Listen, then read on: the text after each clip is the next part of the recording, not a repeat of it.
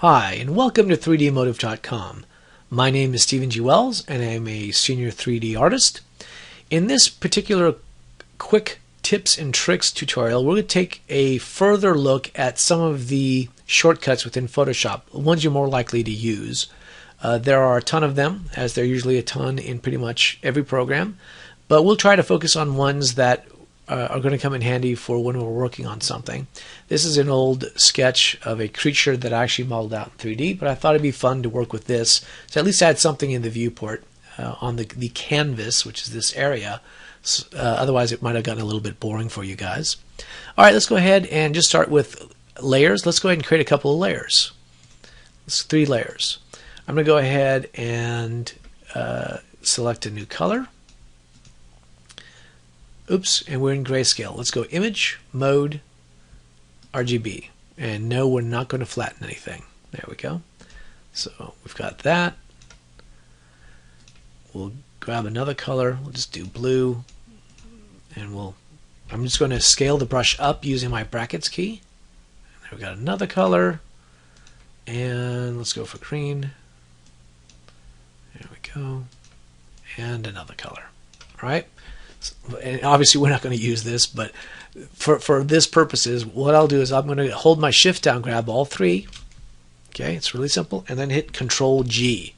That creates a group that will actually be what will have these particular layers in there. See that? All 3 groups.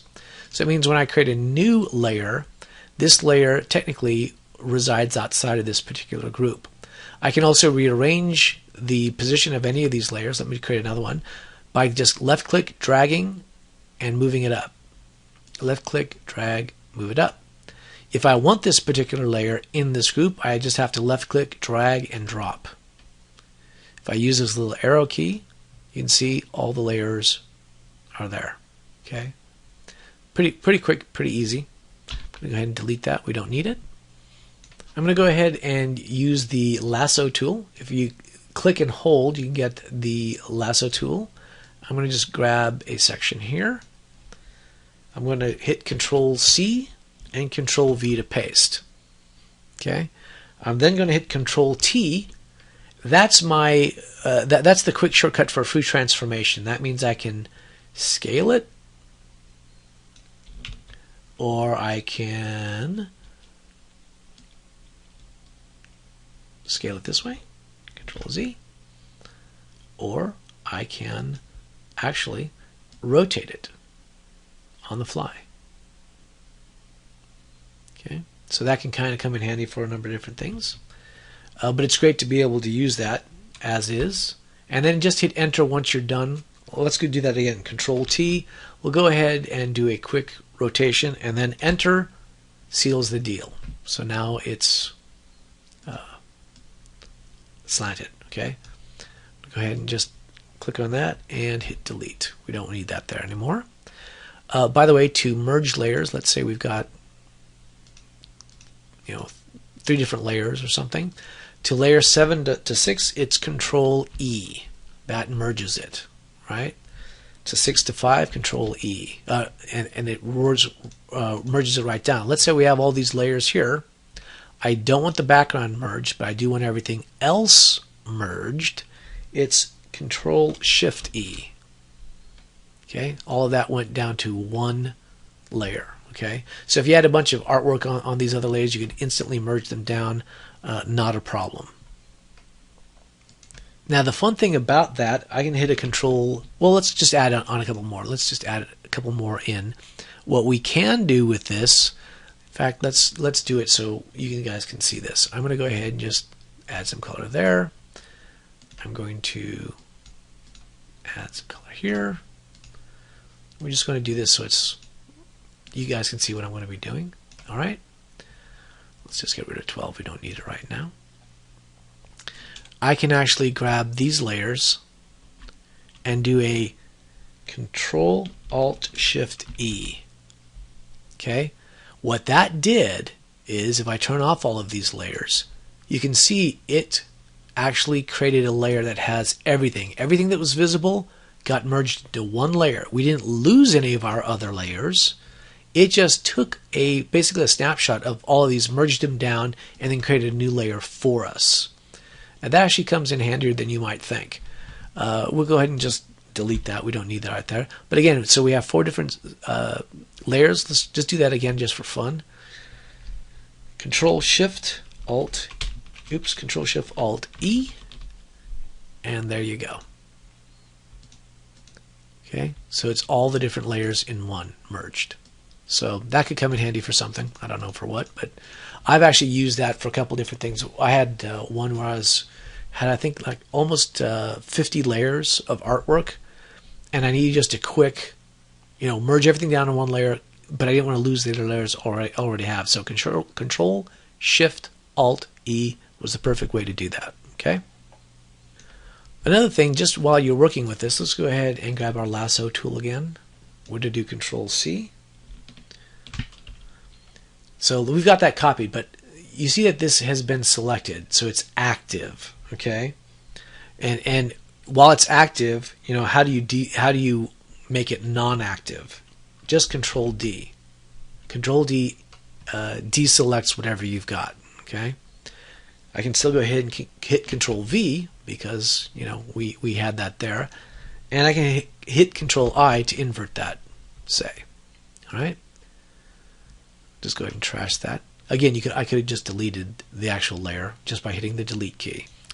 Also, a really handy feature in Photoshop is the Shift Alt right click, which brings up the heads-up display color picker. See this? I'm just left clicking and holding this, so I can go to any of the colors in here. And then I haven't lifted my my right mouse. This is Shift Alt right click, and I can go ahead and just grab any one of these. I haven't lifted my right clicker at all. I'm just now scrolling through it. Let's say we do that, and then just go up to there, and then say yes. Just change that color. I'll go ahead and switch that by hitting X, and again, Shift Alt right click, and now let's change this to that color. There you go.